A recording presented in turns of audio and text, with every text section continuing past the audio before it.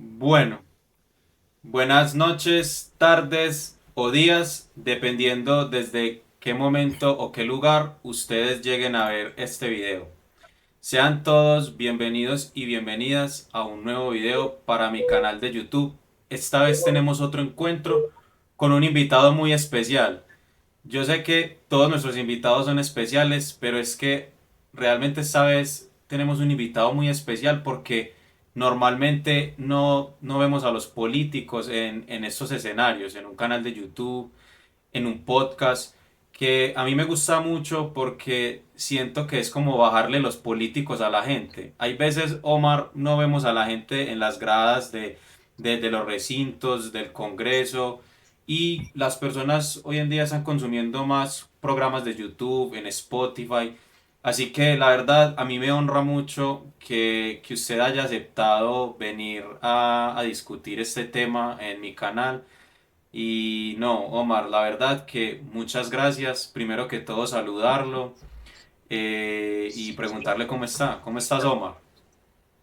Bueno, no, Juan Pablo, a usted muchas gracias por la invitación y por tener la oportunidad a través de este medio, pues, expresar mis opiniones, mis ideas en relación a las temáticas que ocupan al país en estos momentos, la coyuntura, la situación por la que viene pasando la región del Catatumbo, la crisis humanitaria, bueno, y todas las problemáticas que nos ha tocado enfrentar en los últimos días.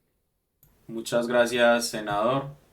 Bueno, sin más preámbulos, comencemos.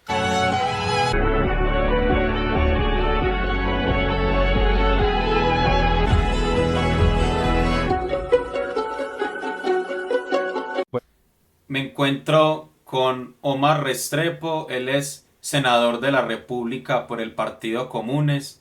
Omar, em, en los últimos días ha sucedido algo que, o sea, yo estoy seguro que tiene consternado al país.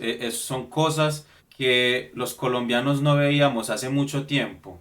Y yo quisiera, o sea, sobre el Catatumbo se están hablando un montón de cosas y me parece muy importante que la gente sepa la verdad. Que, o sea, nosotros aquí, lejos de tener alguna agenda, como la tienen medios como Semana, RCN o Caracol, yo quiero, Omar, que desde tu punto de vista, desde tus experiencias, desde lo que tú conoces, le expliques a la gente qué es lo que está sucediendo realmente en el Catatumbo. Adelante, Omar. Bueno, el Catatumbo es una región, como muchas regiones de Colombia, que han estado históricamente excluidas, abandonadas, en las que el Estado no ha hecho presencia, sino única y exclusivamente a través de la fuerza pública, en el que no se han instalado capacidades institucionales y entonces ahí hay una crisis, digámoslo así, de desajustes sociales que han generado y se han convertido en los factores reproductivos del conflicto durante muchos años. Y esto no solamente el Catatumbo, pues ustedes miran al Bajo Cauca en Antioquia, la misma situación. Si miramos al sur de Córdoba, en Córdoba, la misma situación. Si nos vamos para el Chocó, problemáticas que se viven en el Cauca, es decir, todas las regiones excluidas y donde nosotros hemos dicho pues que es la Colombia profunda. Entonces, ahí que se presenta en el Catatumbo. Además, ahí hay una característica y una particularidad que es una región de frontera. Con el cierre de la frontera por parte del gobierno anterior, pues estas fronteras quedaron en manos de los actores armados, de las mafias, para el contrabando, de los actores armados, donde se mueven de un lugar al otro. Es decir, son territorios que no son de nadie, pero nadie los controla y cada uno trata de imponerse a través del ejercicio de la guerra, el ejercicio de la violencia, el ejercicio del terror.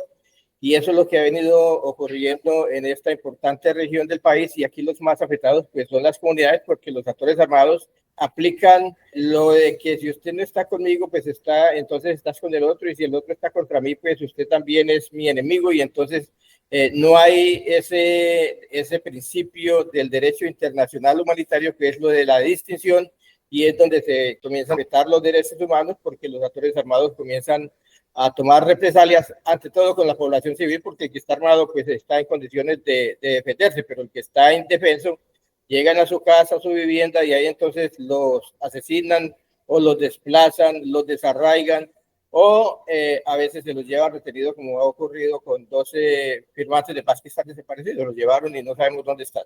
Entonces, esa es la situación. En los últimos meses, pues ya hemos conocido las noticias donde hay más de 40.000 desplazados.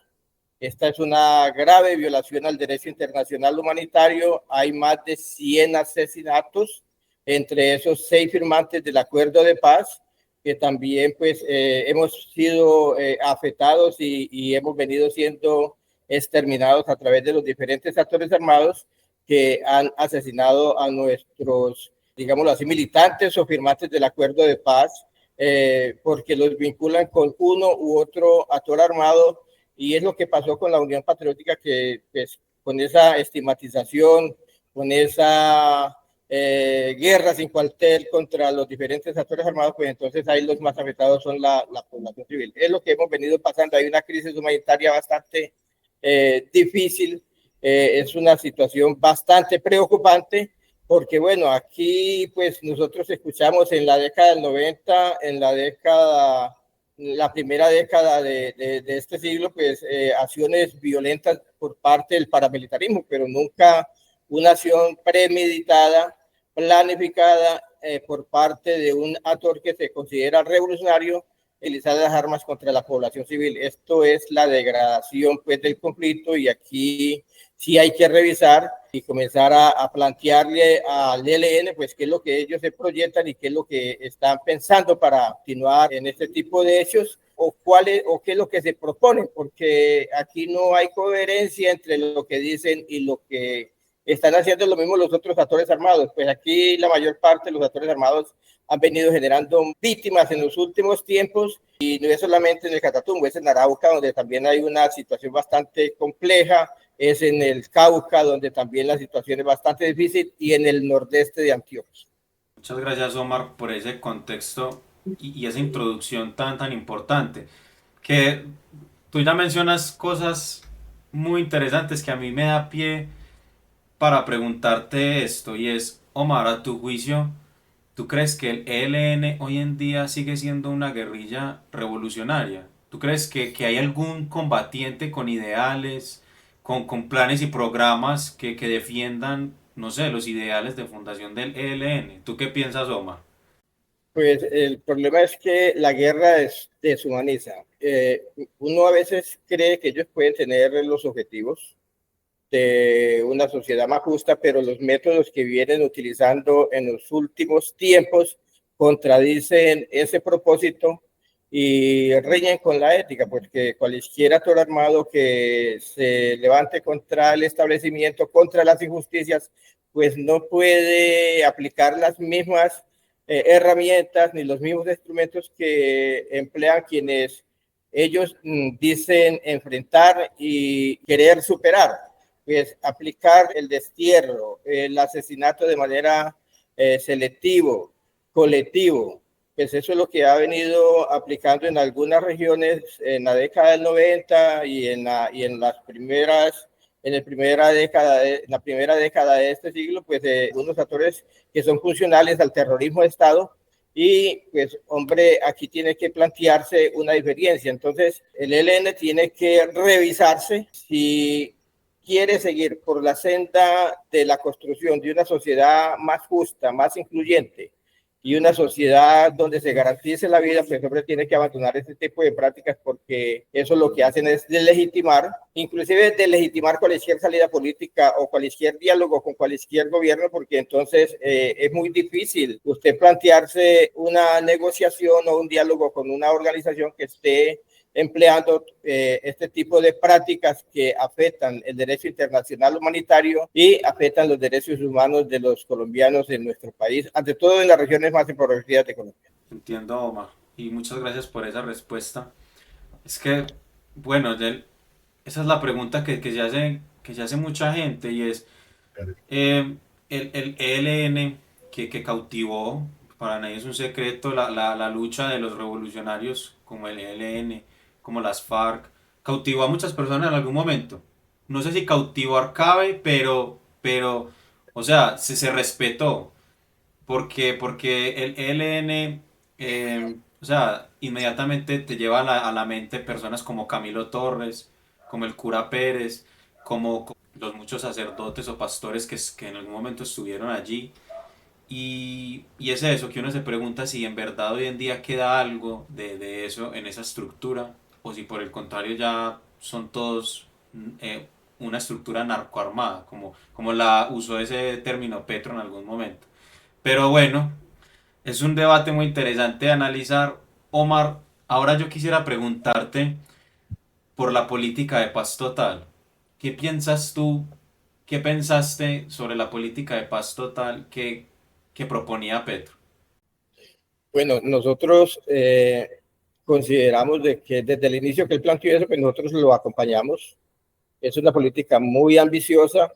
Le aprobamos en el Congreso lo de la ley de paz, marco normativo que le diera a él la posibilidad de dialogar con los diferentes actores armados, independientemente de sus propósitos, de sus motivaciones o de sus objetivos, pues para avanzar en ese propósito. Pero nosotros sí consideramos que aquí, primero que todo, hay que partir de que hay actores armados que tienen algunas intenciones y algunas motivaciones, por ejemplo, políticas, aunque tengan algunas prácticas que riñan, se aparten de ese propósito.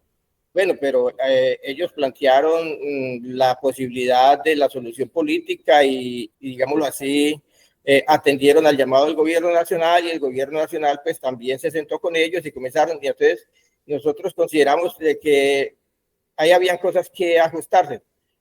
¿Por qué? Porque cualquier diálogo pues tiene que condicionarse en la medida en que, y además para generar un ambiente propicio, un entorno favorable, pues se tienen que generar unas acciones y unos gestos que vayan desescalando el conflicto y que vayan dándole a las mismas conversaciones pues una legitimidad y la posibilidad de que la sociedad civil pues se movilice en relación a los mismos y acompañe, porque aquí lo que ha venido pasando es que como sí ha venido dialogando, pero al mismo tiempo se han venido desarrollando una serie de hechos violentos que afectan los derechos humanos, en la que se han venido presentando asesinatos en esos territorios, pues entonces quienes se oponen a los diálogos pues comienzan a utilizar este tipo de prácticas para atacar los mismos diálogos y entonces los diálogos se van deslegitimando y el gobierno va perdiendo fuerza en su propósito y las mismas mesas pues también van perdiendo fuerza porque se van deslegitimando, que es lo que ha venido pasando en los últimos días. Entonces nosotros sí consideramos y a veces le recomendamos al gobierno y le seguimos recomendando, el gobierno debe implementar lo que ya está acordado, es decir, los acuerdos pactados entre las distintas FARC y el Estado colombiano en representación del gobierno de Juan Manuel Santos tienen una institucionalidad, tienen una normatividad y tienen un consenso, no solamente con parte de la población civil que apoya sus diálogos, sino con la comunidad internacional y con una parte del establecimiento. Entonces, hay ahí un consenso en que este gobierno hubiese podido, digámoslo así, movilizar a todos los actores que le permitieran no solamente implementarlo, sino avanzar. Y en la medida en que estos acuerdos, porque estos acuerdos están pensados para desmontar las causas que generan la violencia en esos territorios. Nosotros pues, acordamos el punto 4, que es la sustitución de los cultivos de uso ilícito. Si aquí se hubiese resuelto ese problema, pues entonces los actores armados que hoy tienen presencia en esos territorios, que se pelean el territorio por tener el control de esas rentas ilegales, pues hombre, ya no tenían la misma fuerza ni la misma motivación para seguir teniendo presencia en esos territorios, porque la mayor parte de esa gente pues se moviliza es alrededor de esos propósitos económicos, digámoslo así, de esas rentas ilegales, y esa es la raíz y la causa de la misma violencia que se está viviendo en ese territorio. Entonces nosotros siempre hemos dicho, la causa del conflicto armado es la falta de oportunidades para la mayor parte de los jóvenes que viven en la ruralidad. Estamos hablando de los conflictos rurales, porque en las ciudades también hay otros conflictos y también hay microtráfico y también hay bandas y también hay actores armados que controlan barrios populares, pero los ejércitos que tienen presencia en estos territorios son los grupos armados que todavía se levantan contra el Estado, contra las instituciones, y nosotros acordamos el punto 1 que busca resolver el problema de las desigualdades que hay en esos territorios, fortalecer los factores productivos, entregarle la tierra a la gente, proyectos alternativos que sustituyan los cultivos de uso ilícito. Y si esto se hubiese implementado, pues hombre, la situación sería muy diferente. Entonces el gobierno se desgastó en atender unos actores armados que muchos pues no se fueron, inclusive se marginaron o se devolvieron, digámoslo así, de los acuerdos que se implementaron con nosotros, porque muchos estuvieron en la 10ª conferencia y después se fueron, digámoslo, se fueron del acuerdo, se marginaron, se fueron vinculando a esos grupos y armando grupos. Si ellos no cabían en este acuerdo, es un acuerdo que tiene un consenso, pues eso le dice a uno muchas cosas, porque en la práctica o no lo quieren o van a pedir más, pero aquí en el momento ellos no tienen la fuerza, digámoslo así, para presionar acuerdos con mayores compromisos desde el Estado. Entonces, lo mismo con los señores del ELN. Si ellos no se movilizaron en relación a los acuerdos que se firmaron y por lo menos se hubiesen aproximado, es porque piden más o quieren más y ellos no tienen la capacidad para forzar un acuerdo con mayores compromisos desde el establecimiento. Entonces, ahí uno tiene que comenzar a mirar esas realidades y si mira esas realidades, pues uno ve de que la situación va a ser totalmente compleja porque ellos quieren más que inclusive de lo que le dieron o lo que pudo lograr las FARC-EP en los acuerdos de La Habana. Entonces ahí es donde uno tiene que comenzar a hacer ese tipo de análisis y esos análisis se le dicen a uno con quién está dialogando y entonces ahí la situación no va a ser fácil y no es fácil. Por eso eso lo de la paz total pues se ha venido enredando porque no hay una estrategia y no se entendió que hay unos actores que son bastante difíciles y que pretenden lograr más de lo que se logró entre las distintas FARC y el Estado colombiano, porque ya te digo, ya había un consenso y fue lo que nosotros pudimos lograr. Lograr más era difícil, es decir, lograr más era no haber podido cerrar el acuerdo. La paz, total, entiendo. Omar, muchas gracias por eso que estás diciendo, porque, o sea, me ayuda mucho a mí a conectar la conversación. Y es, en relación a lo que tú dices, el ELN tiene unas expectativas muy altas que son como que no quisieran la paz, pues porque también le hace uno pensar eso, es que si piden tanto, hay veces uno pide tanto para lograr algo, pero hay veces hay cosas que pareciera que no tuvieran realmente una voluntad. Con esto ¿a qué voy, Omar? Yo te pregunto específicamente si tú estarías de acuerdo en algún caso con que el ELN, si no demuestra voluntad de paz, tú y la bancada comunes apoyarían una contraofensiva contra estos grupos allá en el Catatumbo o donde fuere. ¿Tú cómo lo ves, Omar? No, nosotros consideramos de que el gobierno y el Estado, con toda su institucionalidad, pues tiene que, primero, avanzar en la implementación de los acuerdos. En la medida que, pues eso es lo que busca el estado de conmoción, pues unas medidas extraordinarias que le permitan ejecutar e implementar lo que el gobierno ha considerado y que nosotros acompañamos también, que es la seguridad humana, que es una visión muy diferente a lo de la seguridad democrática, porque la seguridad democrática está totalmente soportada, fundamentada desde el ejercicio de la violencia por parte del Estado. Nosotros consideramos pues que la fuerza pública tiene que garantizar la vida de la gente, de los colombianos, de las comunidades en ese territorio, pero el Estado tiene que intervenir con inversión social para transformar las realidades de esos territorios.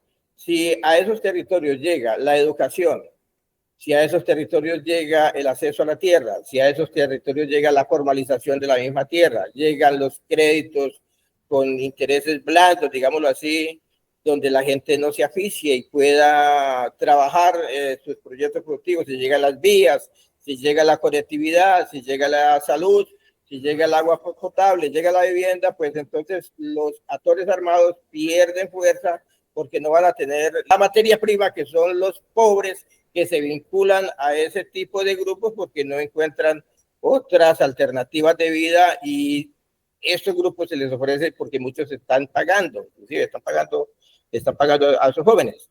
Y muchos, pues todavía la mayor parte de los jóvenes no tienen la suficiente capacidad de entender a qué se están enfrentando ni en qué problemas se están metiendo. Y entonces por eso consideramos que sí, hay una gran cantidad de jóvenes, de muchachos ahí que no saben todavía ni en dónde están parados. Nosotros consideramos de que hay que mantener la puerta abierta, y aquí tiene que haber voluntad por parte del ELN, entender. O sea, nosotros lo entendimos, nosotros cuando nos dimos cuenta que ya no era posible llegar al poder a través de la lucha armada, dijimos, esto es un sacrificio innecesario. Entonces, démosle la vuelta a la página, hagamos unos acuerdos, que esos acuerdos contengan desmontar causas que generaron la violencia, y vamos a hacer la pelea allá en las grandes ciudades donde está la mayor parte de la sociedad, de sus problemas, y no nos vamos a quedar por aquí aislados en las montañas donde, no, es decir, es que ni el ELN ni ninguno de los que se consideran desafiar el Estado ya no son una amenaza para el Estado. O sea, no son una amenaza. Es decir, al régimen, a las élites, no los afecta para nada esos grupos que están en el Catatumbo, que están en el Bajo Cauca, que están en el Nordeste, que están en... porque no afecta para nada ni las estructuras, ni sus instituciones, ni su régimen, ni sus intereses económicos. O sea, ya no hay sino campesinos pobres llevados del berraco, comunidades indígenas llevadas del berraco, los que se están matando, y entonces eso no es una amenaza para el establecimiento. Ellos tienen que entender eso, y la sociedad tiene que entender eso. Omar, súper interesante lo que estás diciendo. Eh, que a mí incluso o sea, me pone a pensar, Omar. Yo lo he pensado mucho y te lo quiero preguntar. Porque tú lo viviste y a tu juicio debes tener una opinión bien interesante y es, vámonos a la caída de la Unión Soviética, ¿cierto? A lo que tú decías, ¿será que en el siglo XXI todavía es legítima la lucha armada revolucionaria, ¿cierto? Entonces, mi pregunta, Omar, es, cuando la Unión Soviética cae, ¿qué pasa con la lucha revolucionaria? ¿Empieza a perder legitimidad? ¿Cómo lo ves tú? ¿Qué pasa luego de la caída del bloque socialista? Pues cuando la Unión Soviética cae, no es que pierda, digámoslo así, vigencia, sino que pierde fuerza, y se viene una contraofensiva por parte del imperialismo, se impone el neoliberalismo, pues se comienzan a dar todas estas crisis de los estallidos sociales en estas regiones de América Latina, y entonces se comienzan a dar las posibilidades porque llegan gobiernos progresistas al poder, y esto es lo que hace de que entonces se reconsidere de que es posible llegar al poder a través de las mismas herramientas y los mismos juegos que tiene la democracia burguesa. Y pues es ahí donde nosotros inclusive pues comenzamos a considerar la posibilidad de una solución política al conflicto para movernos en relación pues a esas nuevas realidades que se vienen dando en el mundo. Es decir, porque hay una gran cantidad de sociedad marginada en la que las élites no le han podido resolver las problemáticas, y esto se viene generando pues una lucha social cada vez, digámoslo así, mayores entusiasmos, con mayor capacidad organizativa y movilizadora, que ya pues vienen disputándosele el poder a las élites y les vienen rompiendo la hegemonía. Muchas gracias por ese aporte. Omar, yo quisiera preguntarte, un poco sobre el futuro. ¿Tú qué crees que viene ahora con el decreto de conmoción interior?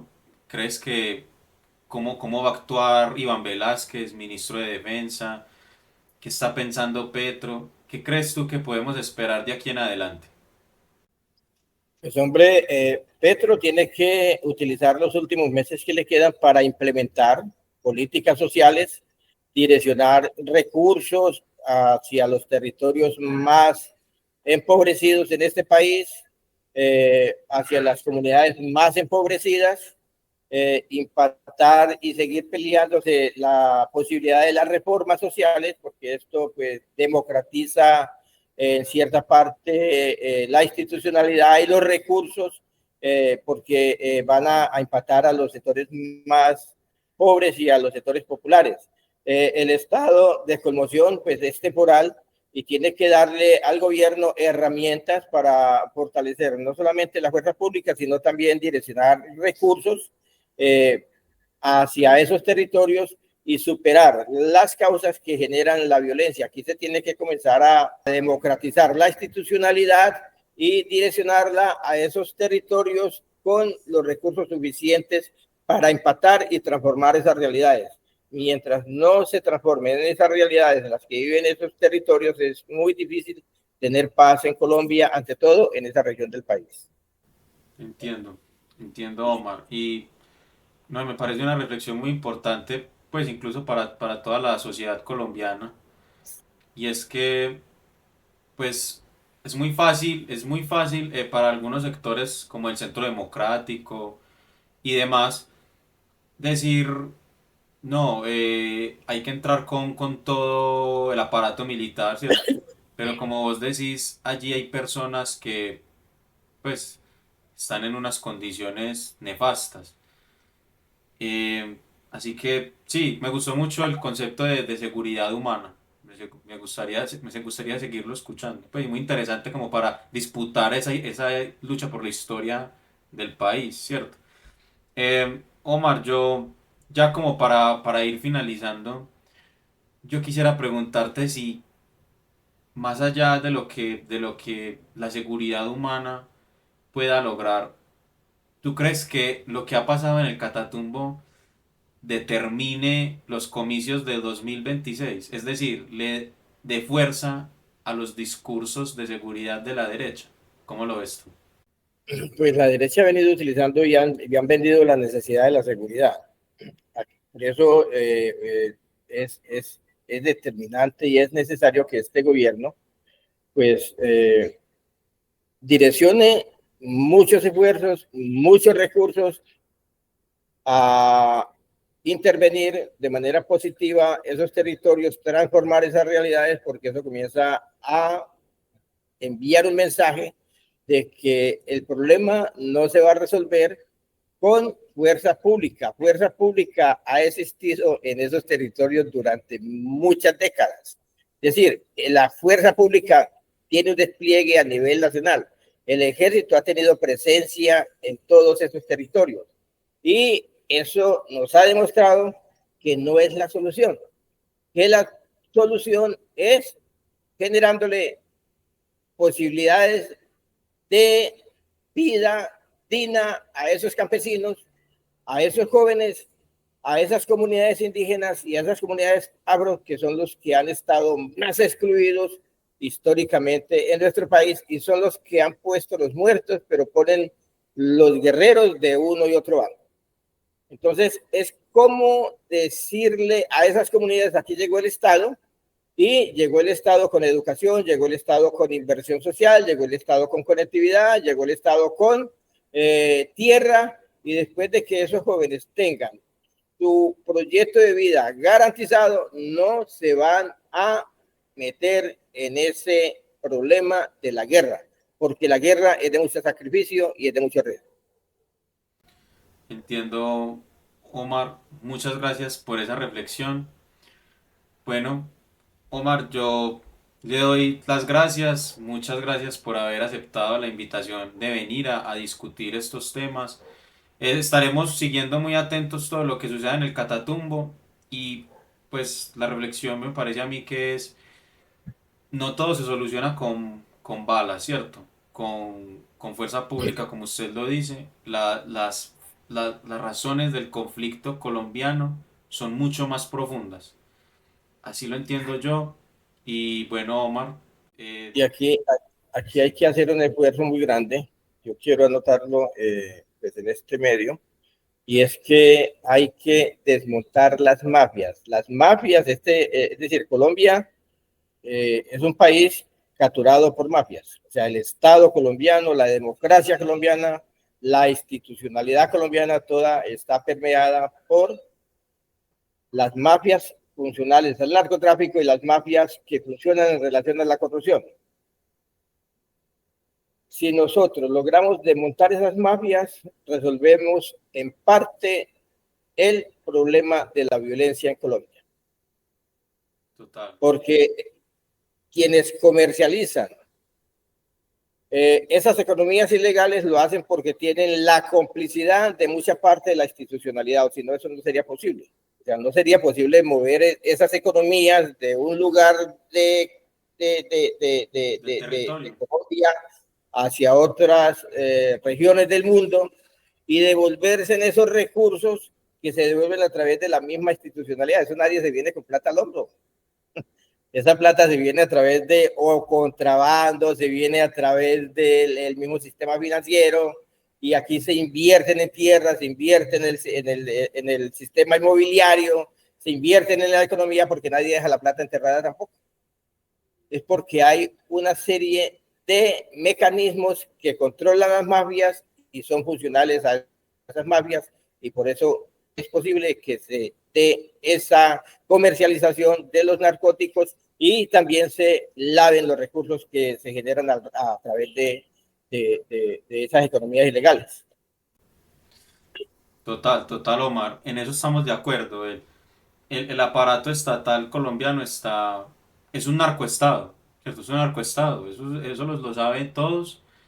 Lo recuerdo mucho de Vicky Dávila entrevistando a Hugo Chávez. Seguramente usted alguna vez ha visto ese video en el que Chávez le dice a Vicky Dávila, Colombia es un narcoestado. Y a Vicky Dávila, eso fue hace más de 20 años. Vicky Dávila se pone roja de la rabia, le dice a Chávez que respete a Colombia. Pero es la verdad. Chávez le dijo la verdad. A lo que a mí me da pie, Omar, para preguntarte, es que Colombia es un narcoestado, pues el que no lo sepa, pues ya lo sabe, ¿cierto?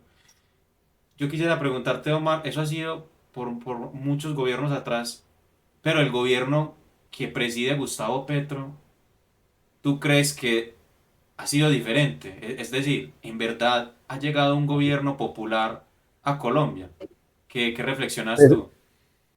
Pues las intenciones del gobierno han sido la de resolver problemas sociales, de democratizar la institucionalidad, pero ha chocado con realidades, con poderes de facto que tienen este Estado, digámoslo así, capturado y que tienen unos clanes en los territorios que se han empoderado de la mayor parte de la institucionalidad y pues por eso al gobierno le ha sido muy difícil, inclusive tramitar sus reformas y le ha sido muy difícil implementar las políticas sociales, las políticas públicas, porque ha tenido muchas dificultades. O sea, ahí hay unos poderes de facto que se lo impiden. La mayor parte del Congreso pues está en manos de sectores que no son afines al proyecto del gobierno del cambio, lo mismo en las cortes, lo mismo en la mayor parte de los entes Funcionarios. territoriales, entonces es muy difícil, ha sido muy difícil. Bueno, pero por lo menos ya hemos puesto las agendas, hemos venido desenmascarando las mafias en relación a la salud, en relación a una serie de instituciones, y hemos venido rompiendo esa hegemonía, y esto es todo un proceso, esto no es de un gobierno, esto es un proyecto de país y de sociedad. En la medida que vamos rompiendo la hegemonía de esas instituciones que están en poder de algunos grupos políticos, económicos y algunas mafias, pues entonces vamos teniendo la posibilidad de irlos desenmascarando, irlos poniendo en evidencia y irlos deslegitimando y avanzar con nuestro proyecto hacia adelante. va a tener muchas dificultades, pero es un proceso, tiene que ser un proceso. Y usted sabe que las mafias necesitan pues un entorno favorable, propicio para poderse mover. Cuando el otro se les comienza a meter ahí, ya les va a ser más difícil. Estamos de acuerdo, Omar, como usted lo hace ver, esto apenas empieza. Eh, lo que falta por luchar es mucho. Ya, bueno, Omar, llegando como al final de la entrevista, yo quiero que nos adelante hacia dónde usted va a enfilar las baterías este 2025. Me cuenta que ya empiezan en febrero las sesiones, que a qué más le vas a apostar este año desde el Congreso, Omar. No, en el Congreso nosotros estamos acompañando toda la agenda legislativa del gobierno y vamos a hacer todo lo posible por defender esas reformas. Se me va a hacer acabar la batería aquí, por defender las reformas y posicionar pues la necesidad de seguir profundizando en los cambios en este país y continuar con nuestro proyecto político y social. Omar, muchísimas gracias. Yo de verdad que le quedo muy agradecido por haber aceptado la invitación de venir al canal. Como lo dije al inicio, debería ser más los políticos que quieran venir y estar en estos espacios más cercanos a la gente, Omar. Así que bueno, muchas gracias. Bueno, a usted muchas gracias por la oportunidad y siempre a la orden. Omar, Una hasta feliz luego. noche, Juan Pablo, y un saludo a la audiencia, a quienes nos siguen a través de su canal y nos van a tener la posibilidad de escucharnos y ver. Muchas gracias, Omar. Feliz noche. Feliz Que noche, muy bien, descanses. igualmente. Hasta luego. Muchas gracias por llegar al final de este video. Si te gustó, recuerda darle like, comentar y suscribirte. Es muy importante para mí tu apoyo. Abajo dejaré mis redes sociales y mi Patreon. Si puedes colaborar para que yo siga realizando este trabajo, te lo agradecería mucho. Así que muchísimas gracias y nos vemos en un próximo video. Chao, chao.